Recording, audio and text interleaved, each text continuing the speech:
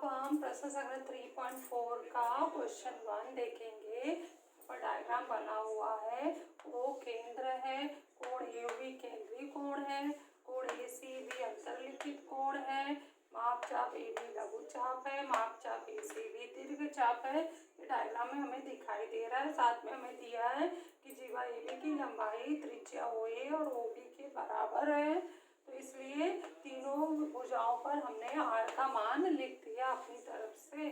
और साथ में हमें क्या दिया है, मापकोण AOB, केंद्रीय कोण ज्ञात करो, मापकोण ACB यहाँ पर है, अंतरलिखित कोण याद करो, और मापचाप AB, ये मापचाप AB है, ये ज्ञात करो, और मापचाप ACB हमें ज्ञात करना है। तो हम सबसे पहले यहाँ पर आंसर शुरू करते हैं जीवा से। जीवा AB बराबर OA बराबर, नंबर डालते जाते हैं हम लोग, OB बराबर R, कारण लिखेंगे वृत्त,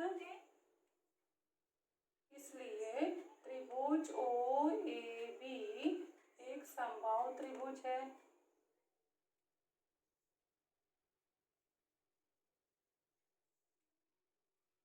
एक से,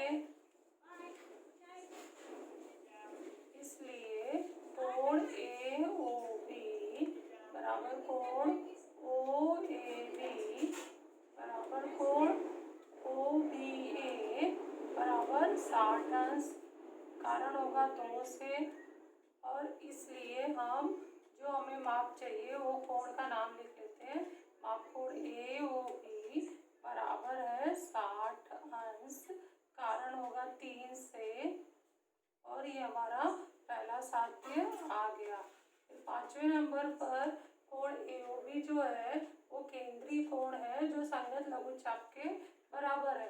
तो परंतु माप कोण AOB बराबर है मापचाप, माप लघुचाप है, मापचाप AB, कारण लिखो केंद्रीय कोण का संगत लघुचाप, केंद्रीय कोण का संगत लघुचाप।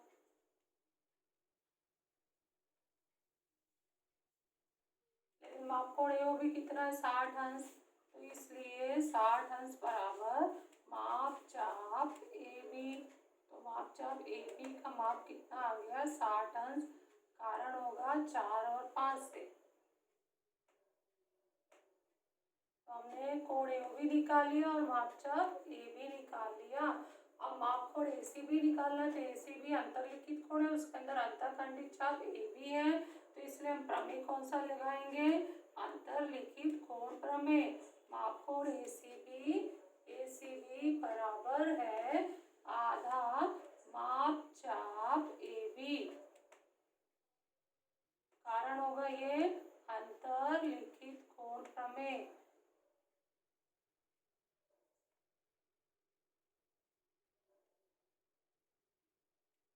इसलिए मापकोण ACB बराबर आधा गुणे 60 अंश, कारण होगा 6 से, और ये इसको हम काट देंगे तो यहाँ पर 9वें नंबर पर आ जाएगी। इसलिए मापकोण ACB बराबर है 30 अंश, इसका कारण होगा 8 से।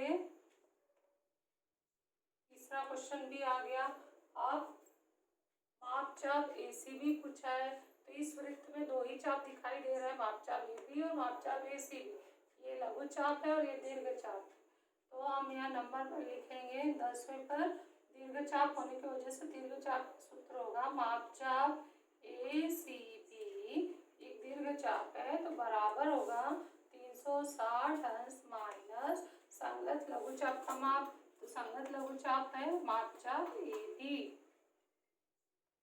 कारण होगा दीर्घ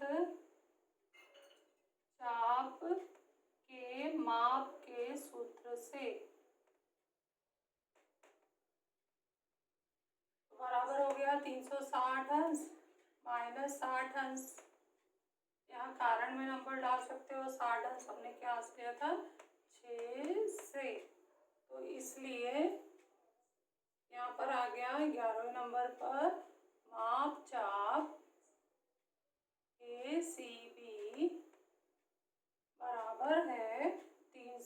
में से 60 निकल गया तो 300 अंश। ये हमारा आखिरी उत्तर भी आ गया। तो ये आसान सा सवाल था, ध्यान से देखोगे सूत्र याद रहेगा तो आसानी से ये कर सकते हो। अगला सवाल हम क्वेश्चन 2 देखते हैं। क्वेश्चन 2 एक चक्रीय चतुर्भुज दिया गया है। PQRS एक चक्रीय चतुर्भुज है जिसपे कोण PSR 110 अंश है। साथ में भुजा PQ सर्वांश में भुजा QR दिया है। इतनी जानकारी देने के बाद 4 क्वेश्चन पूछे गए हैं। ये दोनों भी सवाल बहुत ही इंपॉर्टेंट है, बोर्ड एग्जाम में पूछे जाते हैं। 4 मार्क्स के लिए पूछे जाते हैं। ये भी 4 क्वेश्चन दिया तो 4 मार्क्स के लिए पूछे जाएंगे। तो माप कोण PQR ज्ञात करो। पहला क्वेश्चन है माप कोण PQR, इसका सम्मुख कोण है तो हम लोग चक्रीय चतुर्भुज प्रमेय लगा सकते हैं। फिर माप चाप PQR निकालो। तो माप चाप PQR किस कोण के अंदर आ रहा है? कोण PSR के अंदर। ये अंतःखंडी चाप है तो हम अंतर्लिखित कोण प्रमेय लगा सकते हैं। और माप चाप QR, तो माप चाप QR के लिए हमें अगर ये कोण हम ज्ञात कर लें तो माप चाप QR अंतर्लिखित कोण प्रमेय से निकाल सकते हैं। माप कोण PRQ, ये माप कोण PRQ ये भी हम ये समद्विबाहु त्रिभुज प्रमेय से निकाल सकते हैं। तो सबसे पहले हम यहाँ पर क्वेश्चन 2 का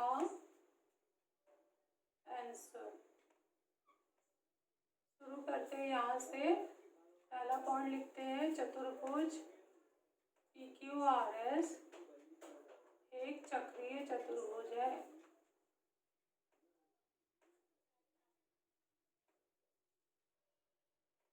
दूसरा, इसलिए ये कोण और ये कोण का योगफल माप कोण PSR धन माप कोण PQR बराबर है 180 अंश।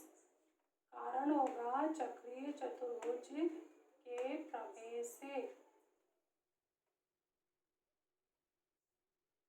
माप कोण PSR 110 अंश धन माप कोण PQR बराबर 180 अंश।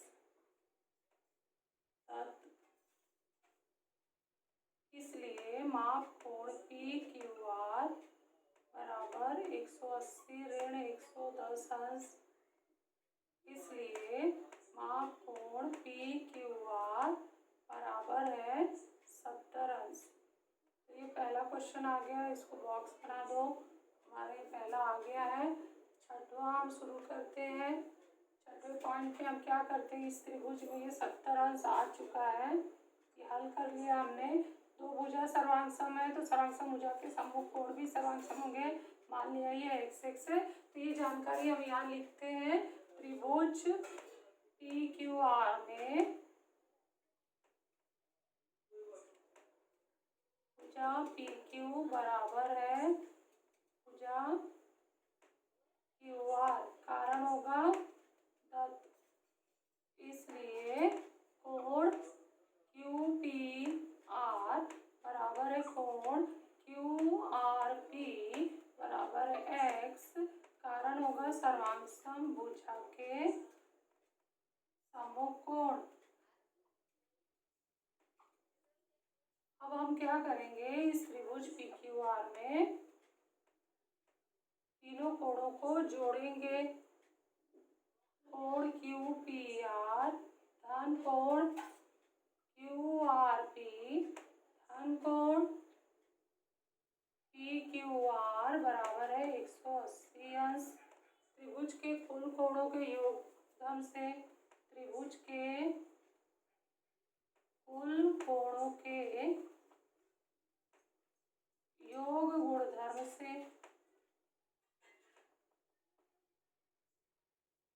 मान रखेंगे हम लोग 9वें नंबर पर। तो x धन 70 बराबर है 180, तो 2x बराबर है 180 ऋण 70। 9वें के बाद 10वां यहाँ लिख रहे हैं तो 2x बराबर है 110 अंश। इसलिए x बराबर 110/2 बराबर 55 अंश। इसलिए कौन से कोण, ये दोनों कोण 55 के हो जाएंगे। तो कोण क्यू पी आर बराबर है कोण क्यू आर पी बराबर 55 अंश। कारण होगा हमारा 7 और 11 से। इसमें से हमारा एक कोण आ चुका है, इसलिए कोण पी क्यू आर तो हम निकाल चुके हैं यहाँ पर 70 अंश।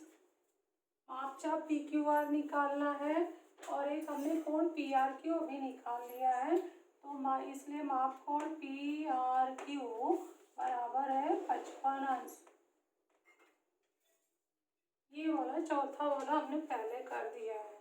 उसके बाद मापचाप पी क्यू आर का देखते हैं। मापचाप पी क्यू आर कोण पी एस आर में अंतःखंडित है, इसलिए नंबर 14 पर कोण पी एस आर बराबर है आधा मापचाप पी क्यू आर। कारण होगा अंतरलिखित कोण प्रमेय से, इसलिए 110 अंश बराबर 1/2 मापचाप पी क्यू आर।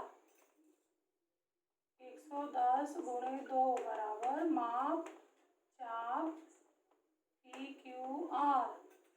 ये हो गया 220। 16वें नंबर पर हम लिख रहे हैं 220 अंश बराबर माप चाप पी क्यू आर। अंतरलिखित कोण प्रमेय से हम इसको निकाले हैं।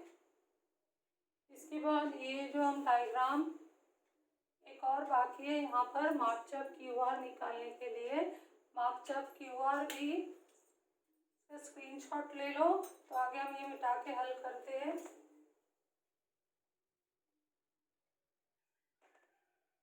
थोड़ा सा ही अभी बाकी है। 11वें नंबर पर क्यू आर जो है, ये क्यू आर जो चाप है इस कोण के अंदर अंतःखंडित है, क्यू पी आर के अंदर, इसलिए परंतु